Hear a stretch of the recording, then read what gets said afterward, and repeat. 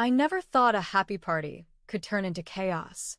The room was filled with laughter, music, and clinking glasses until everything changed in a second. Out of nowhere, my sister-in-law grabbed a heavy vase and smashed it hard against my daughter's head. Her screams pierced the air.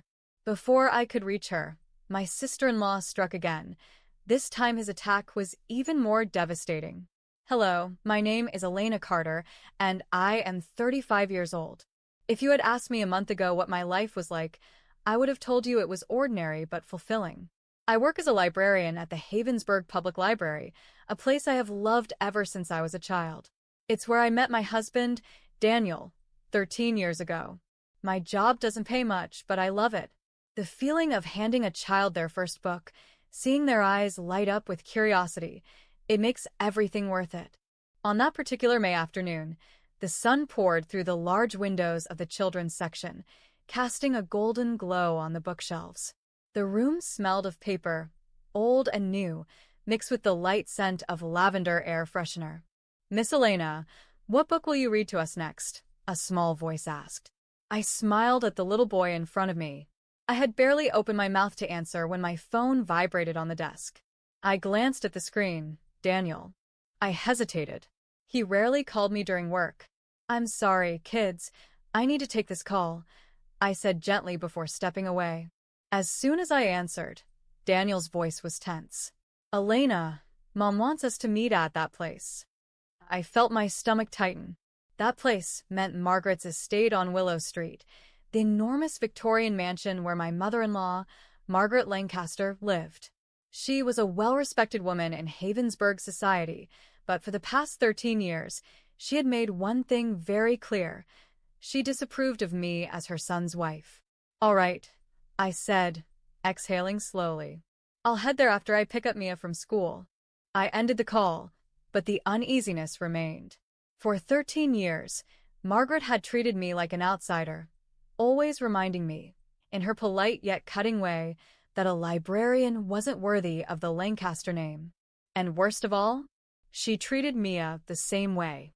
After finishing work, I drove to Havensburg Middle School to pick up Mia, my 12-year-old daughter. She was waiting by the school gate, her backpack slung over one shoulder. Her long brown hair was tied into a simple ponytail, and her face brightened when she saw me, until she noticed the look on my face. "Mom?" she asked as she climbed into the passenger seat. "What's wrong?" I forced a small smile. "Nothing, sweetheart. We just have to make a quick stop before going home." Mia buckled her seatbelt. "Where?" I hesitated. "Your grandmother's house." The light faded from her expression. She stared out of the window, her hands gripping her backpack straps. "Oh," she murmured. I didn't blame her for feeling uneasy. Margaret had never been warm toward her either. While most grandmothers showered their grandchildren with love, Margaret only ever showed Mia cold indifference. She once told Daniel that Mia was library-raised, as if it was an insult. The drive to Willow Street was silent. The Lancaster estate was a towering Victorian mansion, its black iron gates standing tall against the early evening light.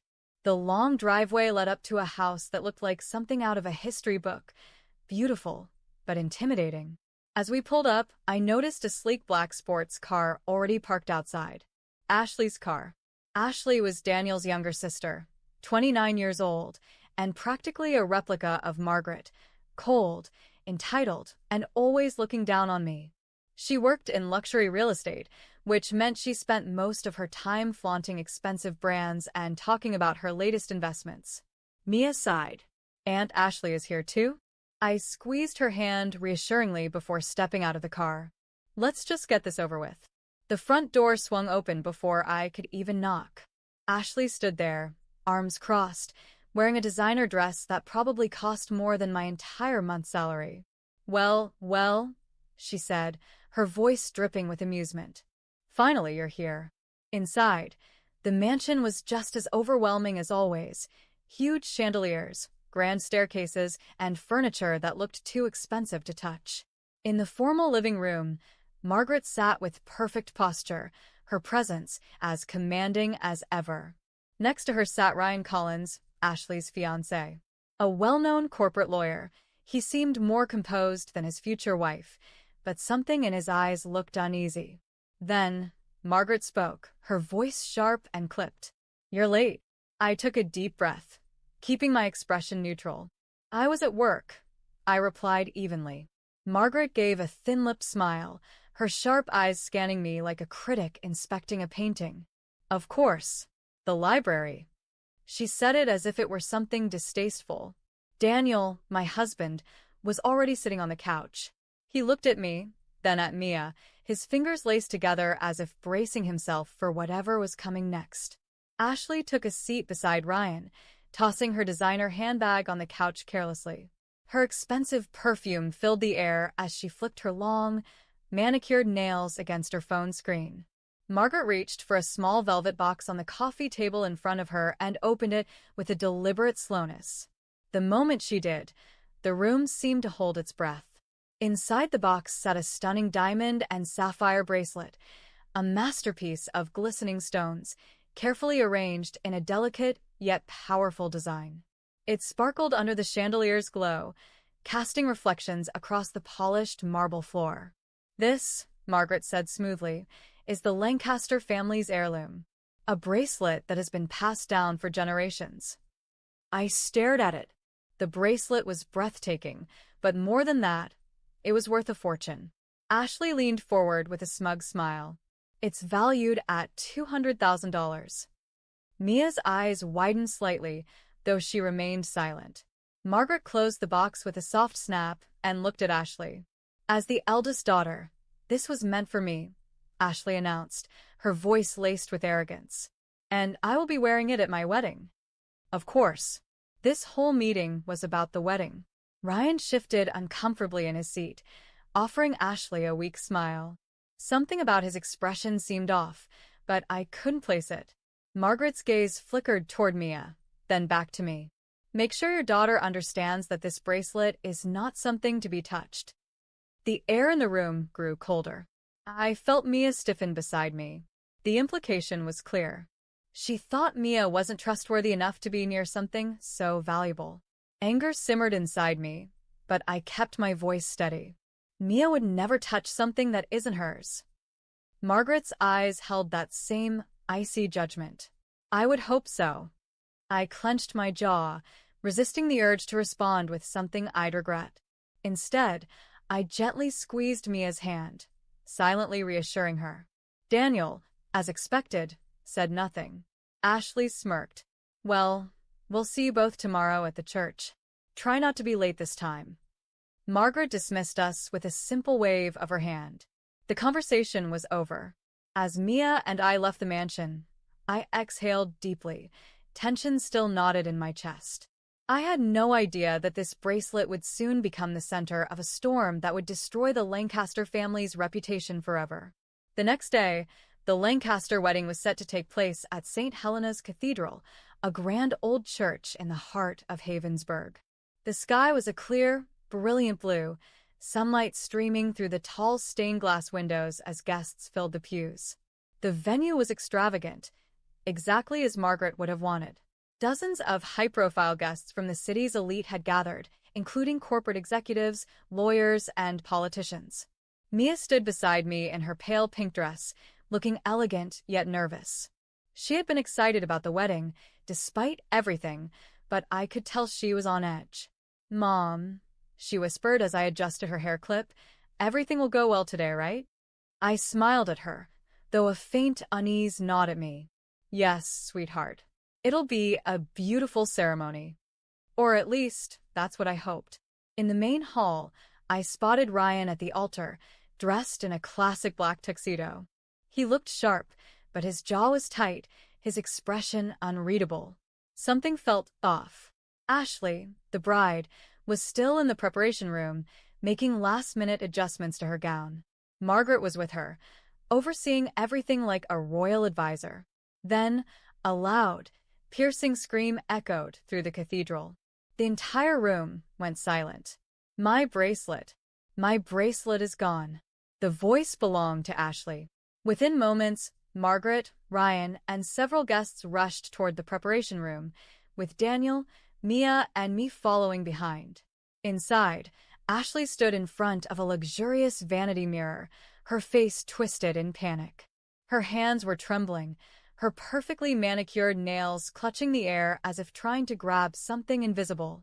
"The bracelet," she gasped, turning toward the crowd forming at the doorway. "My diamond bracelet. Someone stole it." Gasps filled the room. Margaret's face turned pale. "What do you mean it's stolen?" "I left it right here on the dressing table while I was fixing my veil," Ashley insisted, pointing to the empty spot. "And now it's gone." Silence hung heavy in the air, tension crackling like an electric wire. Then, Ashley's wide eyes suddenly locked onto Mia. The shift was instant. Her face darkened with accusation. "That child," she shouted, her voice shaking with fury. A stunned murmur swept through the guests. Mia's eyes widened in shock. "What? No. I didn't. I saw her come into the room earlier," Ashley continued, pointing at my daughter with trembling fingers. "She took it. That girl stole my bracelet." A collective gasp rippled through the crowd. Margaret stepped forward, her expression cold and unforgiving. "Mia," she said slowly, voice edged with venom. "Is this true?" My heart pounded violently as I instinctively pulled Mia close to me. "No," Mia cried, her voice breaking.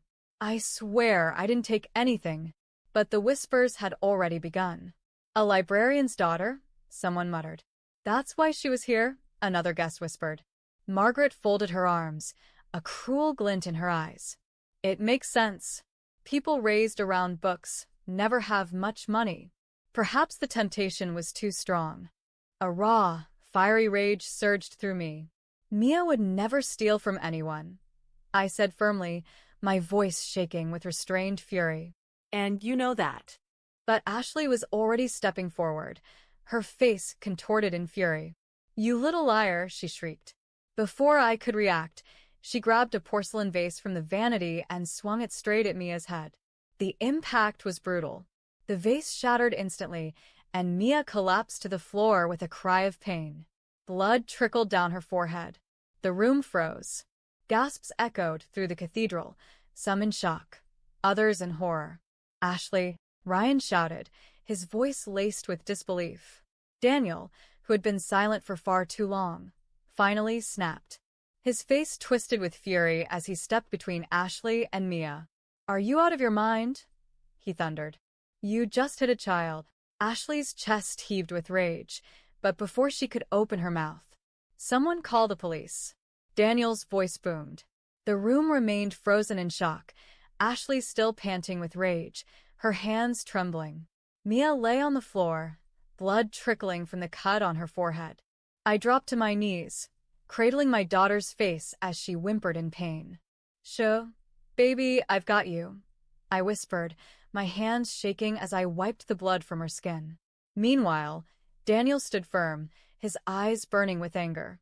I said, "Someone call the police," he demanded again, his voice thundering through the room. A hushed murmur swept through the guests.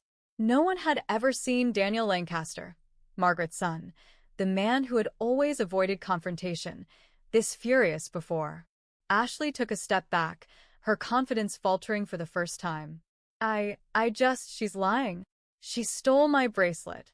But then, a new voice cut through the chaos. "No, she didn't." Everyone turned.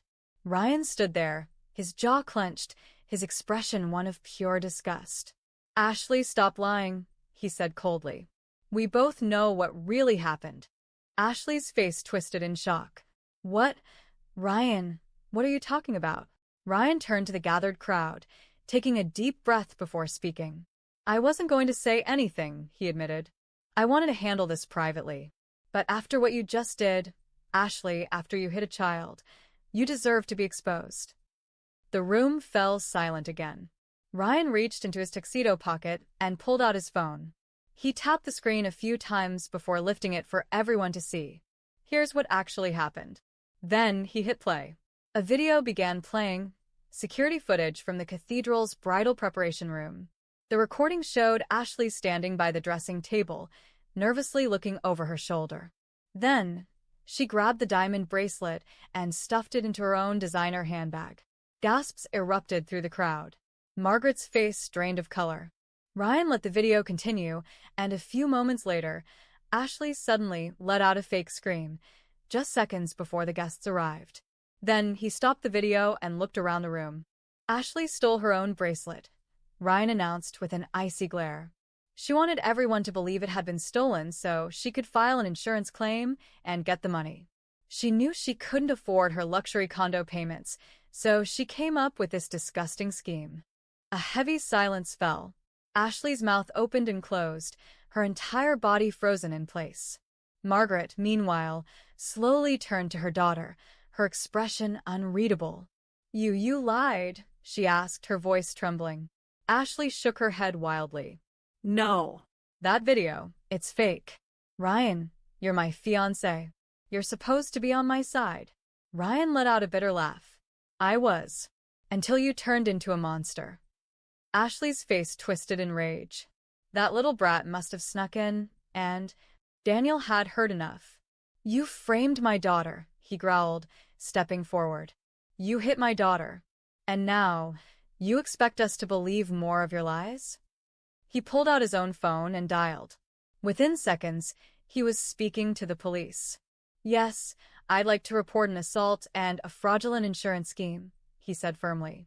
"We have evidence." Ashley stumbled backward, panic setting in. "Mom," she cried, looking at Margaret. "You're not going to let them do this to me, are you?" Margaret didn't respond. She was staring at Ashley, her lips pressed together so tightly they had turned white. For the first time in her life, Margaret Lancaster looked powerless. Then, the sound of sirens filled the air. Ashley gasped, her eyes widening. "No, no, no." Two police officers strode into the room, their expressions unreadable. One of them, a tall man with a badge that read Detective Harlan, stepped forward.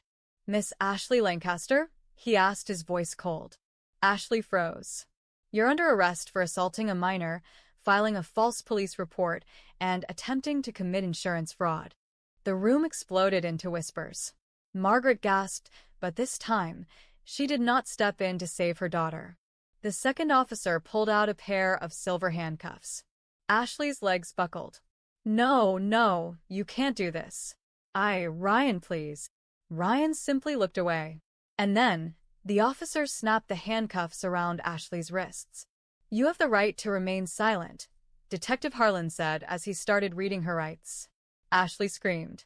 "No, you can't do this to me. I'm a Lancaster." But no one listened. As the officers began leading her out of the church, her screams faded into the distance. And just like that, Ashley Lancaster was gone. As the police officers dragged Ashley away, her screams echoed down the cathedral halls. The guests, once eager to be part of an elite wedding, now stood in stunned silence. Some whispered among themselves, while others stared at Margaret Lancaster, waiting to see how the formidable matriarch would react. I gently wiped the blood from Mia's forehead, my heart still pounding from the chaos. My daughter clung to me, shaken but strong, while Daniel kept a protective arm around us both. Margaret hadn't moved. She stood in the center of the room, her perfect posture rigid, her expression frozen like a statue. For 13 years, she had controlled everything. Her family, her reputation, the people around her. Now, in a matter of minutes, it had all unraveled. Then, Ryan broke the silence. "Margaret," he said coolly, all respect gone from his voice. "Did you know about this?" Margaret blinked once, as if coming back to reality. Her throat tightened. "Of course not," she murmured, but her voice lacked conviction. Ryan laughed bitterly. "I don't believe you." A murmur spread through the guests. Daniel stepped forward, his voice firm. "Mom, did you know Ashley was planning this?" Margaret looked at him, her own son, and for a split second, her mask slipped. That was all we needed to know. She hadn't just known. She had helped cover it up. Gasps erupted across the room. "You're going to let Mia take the blame," I said softly, my voice filled with disbelief. Margaret's fingers twitched at her sides, but she said nothing. You are going to let my 12-year-old daughter be humiliated. I repeated, my voice rising. You are going to let her be branded a thief, just to protect Ashley. Margaret lifted her chin, her expression regaining some of its usual coldness. This family has a reputation to uphold. My breath caught. That was it. That was all we ever were to her. Not family. Not individuals. Just pieces in her carefully curated reputation. Daniel's jaw clenched. I don't want anything to do with you anymore, he said. Margaret's eyes widened, just for a moment. You don't mean that. I do, Daniel said, his voice sharper than I'd ever heard it. This ends today. You are not my mother anymore. Margaret inhaled sharply, but for once, she had no words. Then, as if fate itself was working against her, the police radio crackled in the background. This is Officer Langston. A new voice came through. We have confirmation. Margaret Lancaster is also under investigation for tax fraud and aiding in a false police report. Please advise. The entire room gasped. Margaret's head snapped up, her face draining of color. No, she whispered, her voice finally breaking. Detective Harlan stepped forward. Margaret Lancaster, you are under investigation for conspiracy, obstruction of justice, and financial fraud. You will need to come with us for questioning. The guests erupted into whispers. Margaret, the untouchable Margaret Lancaster, was finally exposed. She staggered back, as if reality was crashing down on her all at once. This is ridiculous, she muttered, her voice hollow. I am Margaret Lancaster. The detective didn't wait. Two officers stepped forward, grabbing her by the arms. Margaret didn't scream like Ashley. She simply stared ahead, her hands shaking violently. As she was led away, her gaze briefly met mine. For the first time in 13 years, I saw fear in her eyes. Then she was gone. After Margaret and Ashley's arrests, Havensburg erupted with news of the scandal. Headlines dominated every major news outlet and social media platform. Prominent business family falls, mother and daughter caught in criminal scandal. $200,000 bracelet theft and false accusation case shocks the city. 12-year-old girl framed and assaulted. Justice prevails. Those who once admired Margaret and Ashley now distance themselves. Margaret's power and influence were gone. The Lancaster name, once synonymous with wealth and prestige, had become a symbol of fraud and disgrace. The day of the trial arrived, and as I walked into the Havensburg courthouse, I felt a strange mixture of emotions. Relief, anxiety, determination. This was it, the final step. The grand courtroom was filled with people, reporters, former associates of the Lancasters, and onlookers eager to see justice served. Margaret and Ashley sat at the defendant's table, their once arrogant expressions replaced with sheer exhaustion. Ashley looked the worst. Her flawless, polished exterior was gone, replaced by dark circles under her eyes and a nervous, twitching hand tapping against the table. Margaret, on the other hand, sat eerily still, her fingers laced together like a woman who had nothing left to say. I took a seat beside Daniel, who held Mia's hand. She squeezed mine tightly, her small fingers trembling. You okay, sweetheart? I whispered. She nodded, but I could tell she was nervous. This was the day she would finally get her justice. The judge entered, and the trial began. The prosecutor laid out the evidence against Ashley in devastating detail. CCTV footage, witness statements, the fraudulent insurance claim. One by one, the facts came out, and each piece felt like another nail in Ashley's coffin. The moment that shook the room the most? The footage of her attacking Mia. As the video played, I heard the gasps echoing through the courtroom. The sight of a grown woman smashing a vase on a 12-year-old girl's head was sickening. Mia tensed beside me, lowering her head slightly. I wrapped an arm around her protectively. Ashley looked humiliated. She stared at the table, refusing to meet anyone's gaze. The insurance company's investigator testified next, explaining how Ashley had staged the bracelet theft to claim insurance money, a desperate move to cover her luxury condo payments. It was undeniable. She was guilty. The judge turned to Ashley. Do you have anything to say for yourself before sentencing? Ashley shot up from her seat, her face red with anger. This isn't fair, she shouted. I'm a Lancaster. I can't go to prison.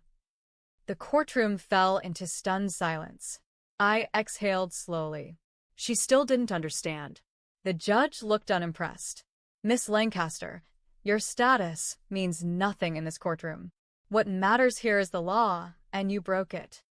The verdict came swiftly. Ashley was sentenced to 5 years in prison. She was fined $500,000, with a large portion going toward compensation for Mia. Her assets were liquidated, her condo repossessed, her designer clothes and luxury cars auctioned off. Her bank accounts were frozen, leaving her completely bankrupt. As the bailiffs approached her, Ashley's expression twisted in pure horror. You can't do this, she shrieked. Mom, do something. Margaret didn't even look at her. Ashley's screams followed her out of the courtroom as she was led away in handcuffs. The courtroom grew colder as Margaret's case began. Her crimes weren't just about helping Ashley's lies. She had years of hidden financial fraud under her name.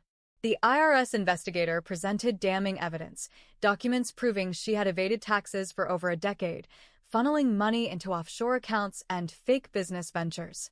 Then came the testimony that sealed her fate. A former Lancaster family accountant, now turned whistleblower. He testified under oath. Margaret Lancaster used her wealth to control everyone around her. She thought she was untouchable, but in the end, she destroyed her own empire. Margaret remained silent, expressionless, but I saw it, the slight tremor in her hands, the way her jaw tightened. She was afraid. The judge turned to her. Margaret Lancaster, do you have any final words? For a moment, I thought she might beg for mercy, but instead, she lifted her chin and said, I regret nothing. The courtroom erupted in murmurs. The judge sighed and delivered the final verdict. Margaret was sentenced to 10 years in prison. Her estate, including the Lancaster mansion, was seized. Her bank accounts were frozen, leaving her with nothing. Unlike Ashley, Margaret didn't scream. She simply stood up, adjusted her expensive coat, and walked out of the courtroom without looking back. For the first time, she had lost control. It was finally over. As we walked out of the courthouse, Mia looked up at me. Mom, it's really done, isn't it? She asked softly. I smiled and kissed the top of her head. Yes, sweetheart. It's over. Daniel took a deep breath, then let it out, his shoulders lighter than I had ever seen them. No more Lancasters, he said.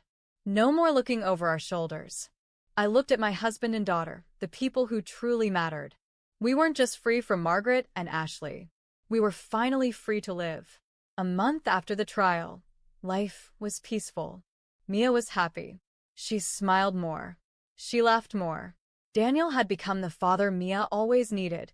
He spent time with her, protected her, and never hesitated to stand up for her again. And me? I returned to my job at Havensburg Public Library, where I truly belonged. One quiet afternoon, I was shelving books when a group of children ran up to me. Miss Elena. Miss Elena. I turned, smiling. What's up, little bookworms? Mia stood among them, grinning proudly. Mom, can I do today's storytelling? She asked. I looked at her, my brave, strong daughter, the girl who had faced so much and still stood tall.